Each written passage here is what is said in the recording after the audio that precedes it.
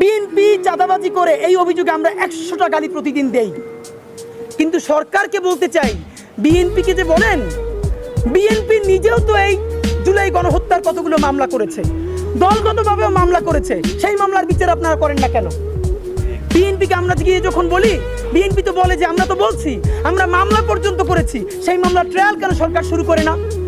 দেখেন, একটা ট্রাইব্যুনাল, যেই ট্রাইব্যুনাল অনেক আগে গঠিত হয়েছে, সেই দ্রুত বিচার ট্রাইব্যুনাল দিয়ে গণহত্যা, যেখানে প্রায় 2000 শহীদ, হাজার হাজার অন্ধ আহত, তাদের বিচার শুরু হয়েছে।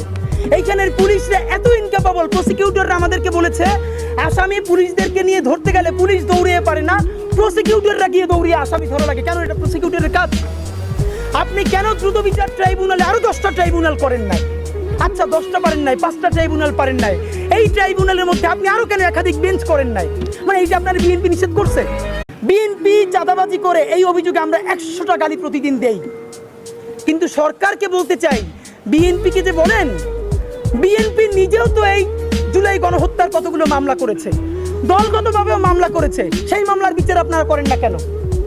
বিএনপিকে আমরা গিয়ে যখন বলি, বিএনপি তো বলে যে আমরা তো বলছি, আমরা মামলা পর্যন্ত করেছি, সেই মামলার ট্রায়াল কেন সরকার শুরু করে না?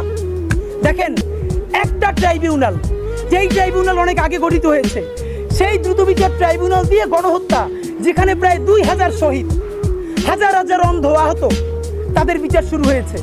এইখানের পুলিশরা এত ইনক্যাপাবল, প্রসিকিউটররা আমাদেরকে বলেছে আসামি পুলিশদেরকে নিয়ে ধরতে গেলে পুলিশ দৌড়িয়ে পারে না, প্রসিকিউটররা গিয়ে দৌড়িয়ে আসামি ধরা লাগে। কেন? এটা প্রসিকিউটরের কাজ। আপনি কেন দ্রুত বিচার ট্রাইব্যুনালে আরো 10টা ট্রাইব্যুনাল করেন নাই?